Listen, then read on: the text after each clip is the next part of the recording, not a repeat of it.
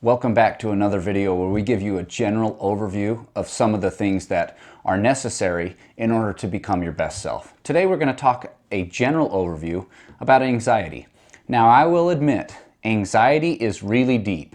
This is a subject where there's a lot of neurology, there's a lot of psychology, there's a lot of things going on there. And if you want a really deep view, there are various places you could get a deeper view of the anxiety topics, whether it's in the PTSD seminar that people can purchase or the resiliency online seminar. There are multiple. Today we're going to give you a general overview so you'll understand why the medicines that we have prescribed to you likely are the best medicines for your case.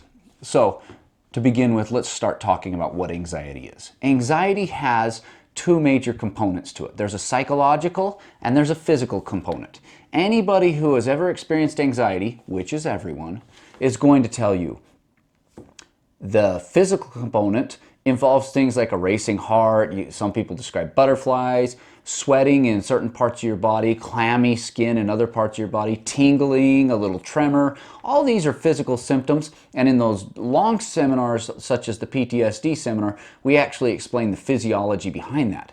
Today, we're just going to accept we know there's a physical component and we know there's a psychological component. With that being said, let's start with the psychological component.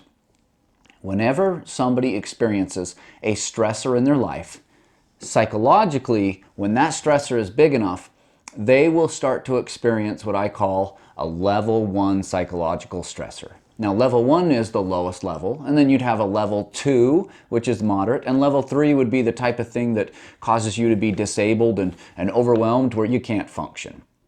So, as we start, the example I will use is you have a level 1 stressor.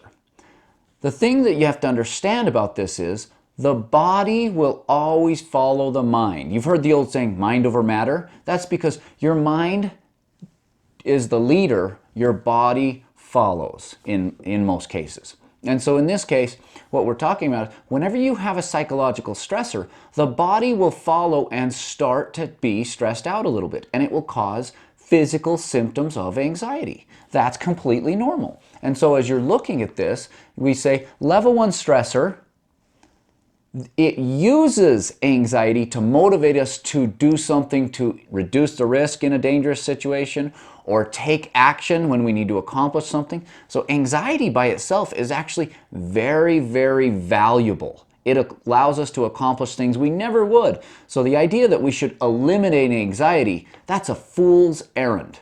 Instead, what we should start concentrating on if we want to be our best is use anxiety to accomplish things. Now, I will give a very important clarification. Anxiety should not get to the point to where you're overwhelmed and can't function. That is not the same thing. So if you're getting to the point that you're overwhelmed and can't function, we need to intervene so that then it can keep it at a manageable level so that you can use it for motivation to accomplish things that you need to in your life. So how do we do that? Level 1 stressor psychologically, your body says, oh, I'm going to follow you and create physical symptoms that you can use for motivation. The problem comes, some people are not yet good at controlling their symptoms, so they raise up to a certain level and then they stay there to allow you to become motivated. And so individuals who have PTSD or an anxiety disorder, they haven't yet developed good enough control of that. And so what will happen is your physical symptoms will start at 0% and they'll start to raise up and they'll go 10, 20, 30, 40, 50%, all the way up to 70, 80, 90. They'll hit 100. That creates a problem because anytime your physical symptoms get to 100% of a certain level, your mind says, hey, there's the signal. We are at 100% of physical symptoms for this. Go ahead and turn up to the next level. So we go from level 1 to level 2 psychological stressor, even though the original thing that was stressing us out never changed from a level 1. Instead, it went to a level 2. And so now, since psychologically the physical symptoms hitting 100 kicked us into a level 2, it goes up. And then remember, the body always follows the mind, so it goes, oh, are we turning to a level 2? So now it turns on level 2 anxiety symptoms, the physical symptoms. And since I didn't have a good ability to control them coming up and limiting it like 70% before, I'm not going to have it on this level either. So it's going to start at 0 and raise up to 50, 100. And now suddenly it goes from 100 and then it goes, oh, we're at 100 of level 2. It kicks it to level 3. Can you see how this is a spiral? Every one of my patients who's ever struggled with anxiety tells me the same thing. Yes, it's almost like the physical symptoms cause the psychological to worsen, and it just becomes this terrible spiral to where it goes around and I'm no longer able to function. So, how does the body turn on these physical symptoms? Because if we could understand that, then we could possibly prescribe something to help you so that it doesn't raise and just keep spiraling. And so the answer to that is really simple. There are 3 major causes of your physical symptoms. The first one is called the sympathetic nervous system. This is that nervous system that a lot of people have nicknamed fight or flight. And that's the one that says, come on, ramp it up, let's go. And so it's closely related to the second item that turns on your physical symptoms, and that's adrenaline. Not a surprise to any. Adrenaline is closely related with that sympathetic nervous system. They oftentimes are partners. Well, that leads us to the third one that surprises many people, histamines. Histamines are used to activate things. If you have an antihistamine, it tends to calm things. And so as we're looking at this, if we could treat using a couple of those, then we could help the physical symptoms to stop them from spiraling and causing the psychological to go to level 2. And we could keep it at level 1, work through it, gain the strength that comes through working through the stressor, and now suddenly we'd actually have increased confidence instead of decreased confidence from being overwhelmed by anxiety. So there are 2 of those that are easily worked with. The first one that is not easily worked with, adrenaline. You can't really shut it down. A lot of people try using things like alcohol, street drugs, or the freeze-dried version of alcohol called benzodiazepine medications. And those are things like Xanax or Ativan, Klonopin, Valium. Those are not good. They're just freeze-dried alcohol. That would be the equivalent of saying, every time you feel anxious, have a beer. That would not be smart. So, as we're doing this, know that we're not going to go after decreasing the adrenaline. It only can raise us so much. So what we do go after is, first off, the histamines. I can give somebody an antihistamine medication, and there are various choices we can choose from, and your provider and you will discover and describe which one is best for you in your personal situation. But the antihistamines, what they do is they go in and reduce the amount of histamines. This is the equivalent of saying physical symptoms, you're going to be capped at 70%. You can raise up to 70%, but that is your cap. You don't get to go to 100. And what that does is allows people to still experience the anxiety so that they still have the motivation, but it's not overwhelming and paralyzing to them. It's something they can work through. The neat thing also is, even if your anxiety got to 100% and you took this antihistamine medication, it lowers you back down to the 70% of your physical symptoms. And now if you take too much, it's going to cause you to be sleepy because it calms too much. Sleepy or dry mouth, or sometimes increases appetite, those kind of things. But on the side effect, it also will reduce your seasonal allergies, like your hay fever. So that's that advantage. That's why we look at antihistamines, is it actually takes those physical symptoms and says, I'm going to keep you with a new cap at 70%. I even had one patient one time who said, "Doctor, you son of a bee." And he didn't say son of a bee, but instead he said, "You son of a bee." And I said, "What? What did I do?" And he goes, "You didn't do anything. But now that you've explained that, that means the anxiety medication is working perfectly. I just have to actually go out and work through it." And I wanted something that was magic and just took my anxiety and my physical symptoms to 0. And we laughed together and I said, "Yeah, that would be a magic pill. I wish I had that too, but it doesn't exist." And so we laughed together. He did very, very well thereafter. The second area are things that we can do to decrease the sympathetic nervous system.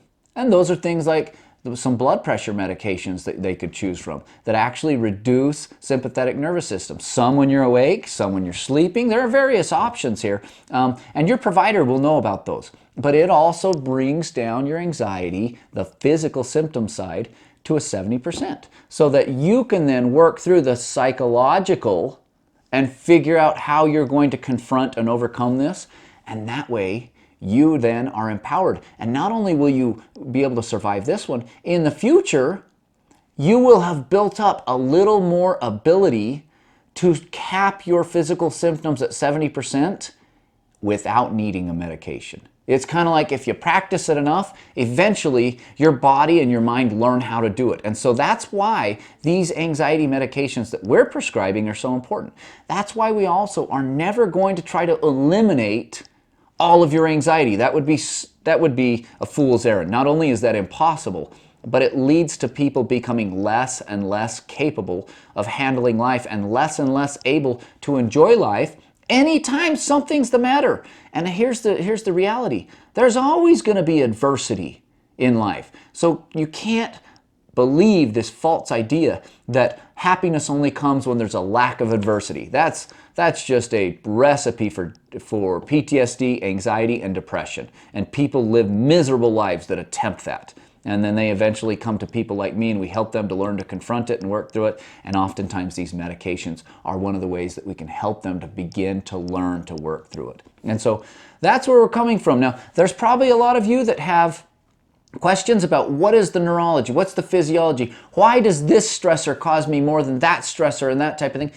All very real questions. Those are much more in-depth questions, and usually they're found in those online seminars that I mentioned earlier, and you'll hear a little bit more about. So at this point, I hope that helps you to understand why. Now there's one more thing that you likely had, and so I'll briefly finish with that. A lot of people say, why then do you prescribe an antidepressant for people who have an anxiety disorder? Well, if you remember in our depression lecture that we did the overview for, antidepressant medications strengthen the frontal lobe. I would call them frontal lobe strengtheners if I could rename them. Well, the frontal lobe is the part of the brain that is the primary center for helping us to be able to work through our problems. Remember we said we have to work through the adversity, confront it, and overcome it?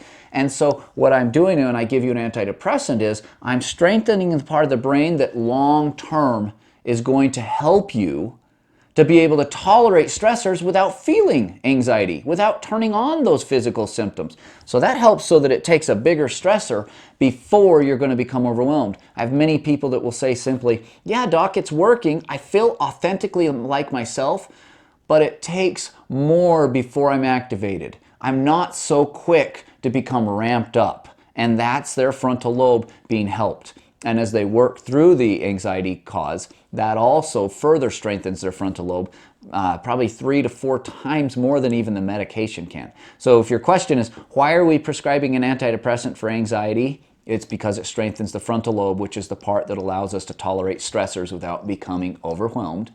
And then, in the moment, you likely learned, okay, here's a medication you can use to reduce or limit your physical symptoms at that 70% mark.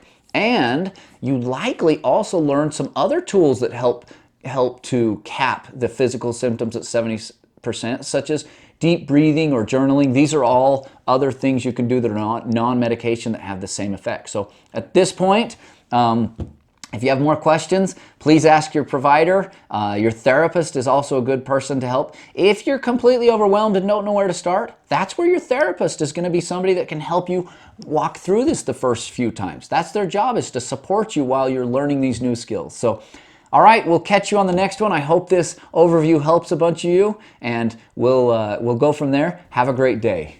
I hope you've enjoyed this video that gives a general understanding of this topic. However, I recognize that some people want to have a much deeper understanding. I get individuals who want to understand the neurology, the physiology, or even the psychology of what's going on here. They further want to understand how the medications will affect each of these items. The good news is that that's available. There are 3 different ways that people obtain a deeper understanding of this topic. The first way that people do this is they book an appointment with Dr. Watson where they can receive individualized training as well as treatment. The second way that people obtain a deeper understanding is that they attend one of the seminars that Dr. Watson puts on. These seminars happen around the nation, and people enjoy learning in a group atmosphere where they can deepen their understanding of what's happening in their specific situation. The last way that a deeper understanding has been made available are via online seminars. Dr. Watson has produced and continues to produce online seminars that cost about 20% of what it would cost to attend one of his nationwide seminars, as well as much less than what it would cost to attend individual sessions with him. So if you're interested in learning more and obtaining a deeper understanding of what's causing your problems so that you can overcome this once and for all, there are 3 different options there. We hope that one of them will work for you.